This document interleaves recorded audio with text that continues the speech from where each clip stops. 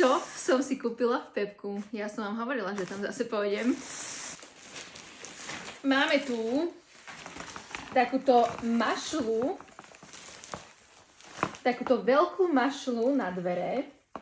Dokonca ešte aj svieti, ale treba tam dať baterky samozrejme. Poťahy na vankúše, 4 také isté. Mali tam posledné 4 iba za €50. Už sme raz také mali, len nám ich Vilmuška rozkusala. Cute oblečenie pre psičkov. Ešte aj s papučkami. Neviem, či toto bude dobre Vilme.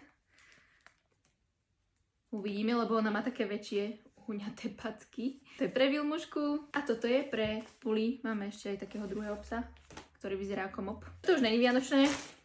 Podložka do sprchy. Nezvyknem si kúpať oblečenie v Pepku, ale teraz tam mali taký krásny, taký hebký svetrik.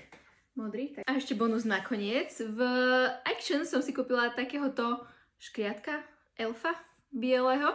Podušku, obálku. V Pepku mali celkom pekné podušky, ale najviac sa mi páčila v Sinsei takýto darček. Čo hovoríš na môj haul? Čakaj ďalší.